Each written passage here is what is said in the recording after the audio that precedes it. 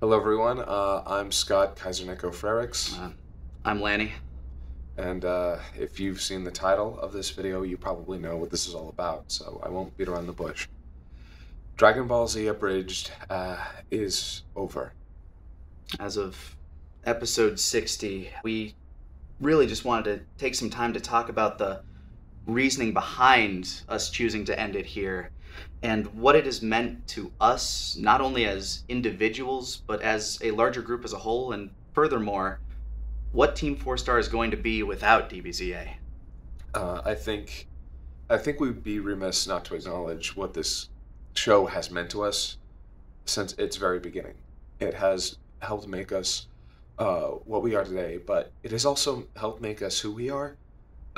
As the director of the project, I have had to improve in every regard as its editor, as a writer, as a voice actor, as a boss, and even as an employee. Dragon Ball Z Abridged has helped shape my life, and I owe so much, not only to it, but to all of you for watching. Over the course of DBZA's runtime, it changed drastically. A lot of that is due to the fact that, like Kaiser said, as we went on, we all adjusted, became better writers, actors, directors, editors. But more than that, as we went through with season 3, we started to notice more and more what it was becoming. First of all, it might be a bit of a biased opinion. I think it was some of our best work, but as we came closer and closer to the finale, we realized what it was, and it was a love letter to a property, a show that had meant so much to us growing up. It was our tribute to Dragon Ball. I mean, we even wrote episode 60 as an ending. Goku's little monologue at the end there, it's kind of a testament to that. But it wasn't until after that that we started to notice something kind of scary for us as well throughout this process. Something that I feel like any creative who's worked on a project for a long time can relate to. And we didn't truly realize what it was, not until much after we decided to put in that season 4 teaser at the end. Burnout is terrifying as a creative. It makes you start to hate the things that you loved, and it just steals the passion from that passion project and replaces it with frustration and spite and a lack of creative fulfillment. And nothing made this more clear than when we were trying to tackle BoJack. That was hell, to be honest. It was a mess. It was an absolute mess, but God, we spent months of weekly scripting sessions just trying to get something to work. Every time we thought we'd have something, it just didn't. Nothing wanted to jive with us on that one. No. The struggles with BoJack really just kind of emphasized a lot of the problems that we were overall having as creators. And after we wanted to just can that film entirely, it finally dawned on us that it wasn't the main culprit. We'd been working on DBZA at that point for over 11 years. Week to week, month to month, episode to episode, the same process over and over. And we were really starting to feel it. We'd felt it before, but never more than then. Episode 60 felt like an ending to me. I've said that many times. It felt like my ending, and that was, in my heart of hearts, the truth. And I knew that anything after it was going to feel like an epilogue, and Boo doesn't deserve to be treated like an epilogue. We started creating the shorts as a way to bridge between Cell and Boo. And when September into October rolled around and we had canceled BoJack, we'd started to think, wait a second, hold on. Now, we may not want to continue doing it the same way, but what if we use, say, the animation that we were using for the shorts to give people the Boo Saga? That would allow us to be a lot more flexible and creative with the writing, the jokes, the characters, the parts of the story we might not necessarily agree with. But it was never going to be the same. It felt like a half measure. The shorts themselves we're still excited about. We have a lot of heartfelt stories that we want to tell with them, but it was in January that we took a look at how much time they are to produce, how much money they take to produce, and moreover, the response from people, our audience, when we told them that this would be the way we'd continue, and it it just wasn't going to work. It's just the fact that nobody likes that seasonal rot. Like when a show just goes on for a few too many seasons.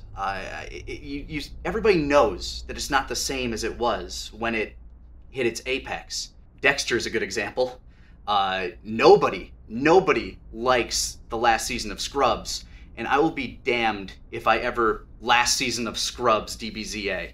When you can see a decline in the quality of the thing that you want to make, not only as a possibility but a probability, that is actually a blessing in disguise. It gives you the chance to end on your terms, to give it the ending that you want. And I feel like that's what we were able to do with episode 60. We wrapped up the most important beats of the story. We wrapped up most of the character arcs. I say most because poor Bojack. He blew up with Cell. He blew up. The plant blew up. Cell is stronger than fuck it. He's gone. That's the unofficial canon. He's gone. He's gone. He's dead. He's dead. He's not coming back. Not coming Bo back. Joe back. Fuck. There's a thing there. Either way, Bojack is dead, and he tried to take our creativity with him. But it isn't all about being creatively drained. During our hiatus, like you mentioned, we had looked into doing other projects, knowing that DBZA was limited. We only had so many episodes really to work with, even if we continued on into the Boo Saga. We had a lot of projects that we picked up, fell in love with, and really wanted to work on. But through all that, DBZA remained our top priority, no matter what some people might think. It always had been. And while the desire to work on these projects was never going to be a singular factor, it was never going to lead directly to the cancellation of DBZA. I'd be lying if I said it wasn't a factor at all. And there's still the sword of Damocles that is copyright. Copyright claims have always put our channel at risk. I mean, it's gone down, 3 times so far since we've started this? Yeah. Luckily, we've always been able to get it back, but there's always that. It's not even necessarily a fear, it's that precognition of knowing that whenever you put up a new episode, it's going to go down, and it's going to disappoint people, and it's going to upset a bunch of people in the tertiary space as well. With enough strikes, our whole channel could go down. Again. And we have a lot of people that work with us, that work for us, that are counting on us to be able to continue to produce things that pay the bills. Yeah, and again, we've been dealing with this for years, but the more and more that we try to accomplish, the bigger we grow, the more we try to branch out, the more that is at risk, and our livelihoods will and always should be paramount. We never imagined that we'd get to this point from where we started. No, I've said before, we weren't ready for 1 million subscribers. It kind of came out of nowhere, and we've just been trying to deal with it the best we can ever since. As we're trying to make apparent to you, there is no silver bullet that ended Dragon Ball Z Abridged. There are many contributing factors, and if you check the description, there is a link to a public Patreon post that we've made that goes a little bit more into detail. We know that this decision has and will continue to upset a lot of you out there, and we are sorry. We promised you Season 4 at the end of episode 60, and it wasn't even until a couple days ago that it was really solidified to us that it just wasn't going to happen, that we weren't doing it. As we've said, there's been a lot that went into this decision. And one of the things that we have struggled with the most when it's come to our growth has been communication. Yeah, it has been a sore spot for us, not only with our audience, but internally as well. When we started out, it was just you, myself, and Taka on Skype calls just shooting the shit, which made it really easy to, shoot out a message like, hey, we're just talking about this, here's what's coming soon. As it grew, it became more difficult because we had so many other things going on, so many different people working on different projects, and we never adapted to that level of organization, which has always been our biggest problem. And that is these are not excuses. We want to we're, explain the problem, but we don't want to excuse our lack of communication with you guys, and we're still sorry about that. it's been a process. It will continue to be a process, and we will try to be better about all of this. I mean, I hope this is a step in the right direction at the very least. But ultimately, we're sorry if any of you felt like you were left in the dark on this decision. But as I said, this is a decision that's has been going through a process, but only reached its finality recently. If you guys at home don't feel like you want to continue subscribing to us or being a patron, we understand. We aren't entitled to anybody's time or viewership. We know that as creators, the onus is on us to put something out there that you guys want to watch. And we're not blind. We know that a vast, vast majority of you are only here for DBZA. And we want to thank you all who have watched. And again, reiterate that DBZA, we have no intention of taking it down. It's still going to be there to watch so long as YouTube allows it. But ultimately, we do feel that this is the right decision. After a lot of debate, after a lot of internal struggle and conversations. Screaming, tears, frustrations. Yeah. But we want to create new content. We want to experiment and put ourselves out there. We want to make something original, something that is ours. Something that is fun. We want to have fun. Yeah. And we're hoping that this will give us the opportunity and the drive to do that. Furthermore, we want to make sure that everybody that works with us and works for us has something that they've got going for them for the foreseeable future. I mean, we still have stuff in the pipeline. We still got the shorts that are being worked on. Final Fantasy VII Machina Bridge is looking to wrap up here in the coming year. And we've spent a lot of time this year shooting a WorkCom parody titled Unabridged that we're hoping to have come out in spring, knock wood. And not to mention, we still have a couple of unannounced projects.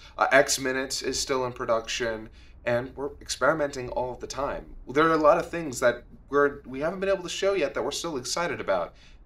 And we hope that we can continue to entertain you guys moving forward. It's been a long and winding road, and for those of you that have been with us throughout this, thank you. We look to continue to entertain those of you that have come to enjoy the work that we've done, not just because it's Dragon Ball, but because of the writing and polish that we try to put into everything that we do.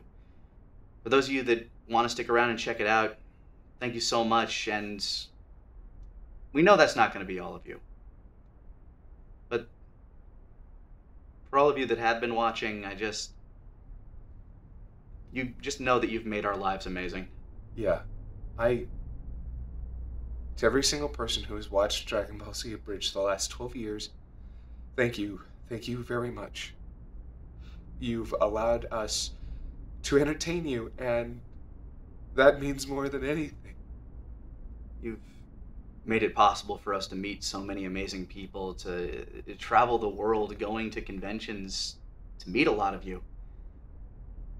I couldn't imagine my life without you guys. You've literally changed my life, and I don't think we could ever thank you enough. So yeah, from the bottom of our hearts, from the bottom of everyone's hearts here, just thank you all so much, and